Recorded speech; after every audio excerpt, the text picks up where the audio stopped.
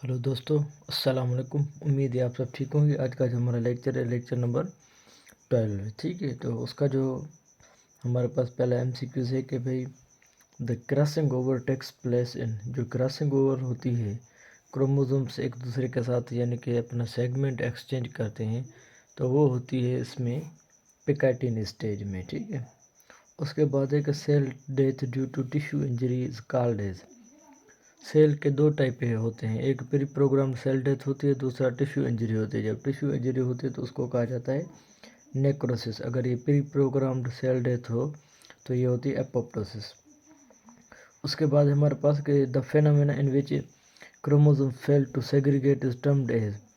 ऐसी सूरत हाल जब क्रोमोसोम्स जो ड्यूरिंग सेल डिवीजन एक दूसरे से अलग नहीं हो पाते तो उसको कहा जाता है नॉन डिसजंक्शन। इसमें क्या होता है, या तो किसी गैमेट को 24 आ जाते हैं या तो किसी को 22 आ जाते हैं, एक जो होता है वो मिसिंग होता है, तो इसको कहा जाता है नॉन डिसजंक्शन। वो अच्छे तरीके से एक दूसरे से अलग नहीं हो पाते। ठीक है, उसके बाद हमारे पास एमसीक्यू है which one of the following is not the postulate of Darwin theory. Darwin की जो थ्योरी थी उनमें से नीचे वाला जो है वो कौन सा जो है वो उसका कॉन्सेप्ट या पोस्टुलेट नहीं था। जो अक्वायर्ड करेक्टर्स होते हैं जो किसी भी इन्वायरमेंट वगैरह से, वो इसका जो है वो पोस्टुलेट नहीं था। बाकी natural selection, struggle for existence भी था। उसके बाद है कि the best preserved fossils are found in. वो जो बेस्ट प्रिजर्व्ड फॉसिल्स रिकॉर्ड जो होते हैं तो वो कौन से वाले रॉक्स में पाए जाते हैं, इग्नियस रॉक्स में या सेडिमेंट्री रॉक्स या वोल्केनो एश में। तो ये सेडिमेंट्री जो सेडिमेंटेशन बनाते हैं तो उसको कहा जाता है सेडिमेंट्री रॉक्स, और इसमें जो होते हैं वो वेल प्रिजर्व्ड होते हैं। Plasmid is a vector.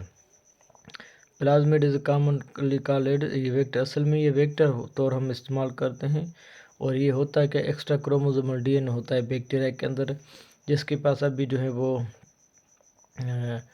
कुछ जो हैं वो एंटीबायोटिक्स भी होती हैं जो फॉर एग्जांपल इस्तेमाल करते हैं। तो ये एक्ट एज ए वेक्टर, मतलब किसी भी एक होस्ट से दूसरे होस्ट तक हम जो डीएनए होता है वो ट्रांसफ़र करने में भी ये क्या करता है, मदद करता है, एक्ट एज ए वेक्टर।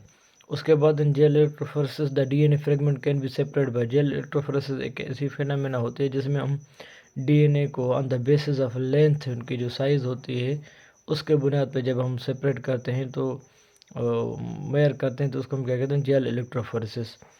तो ये जब मूव करना शुरू करते हैं तो छोटे जो होते हैं सबसे पहले चले जाते हैं और बड़े जो होते हैं वो पीछे होते हैं। तो on the basis of length separation of different pieces of DNA can takes place in, यानी कि जब separation of different pieces of जब हम डीएनए करवाते हैं तो किस चीज़ पे करवाते हैं, ये असल में होती है अगरोस जेल। अगार जेल ये मिलती है मार्केट में भी, आप भी ले सकते हैं। तो ये अगरोस जेल होती है जो उनकी हम ऊपर से ये तख्ती बना लेते हैं जेल इलेक्ट्रोफोरेसिस में, फिर जेली लाइक ये होती है, फिर इस पर जो हम होते हैं डीएनए को मूव करवाते हैं। German botanist Gottlieb Haberlandt said in 1902 that plant cells are, तो इन्होंने कहा था टूटी पोटेंट, या इस फेनोमेना को कहा जाता है टूटी पोटेंसी, मतलब ability of single cell to develop into a new plant, इसको हम क्या कहते हैं, टूटी पोटेंसी कहते हैं। ठीक है, उसके बाद हमारे पास जो सवाल है कि भाई proteins are made up of amino acid, ये सारे अमीनो एसिड मिलकर ये प्रोटीन बनाते हैं।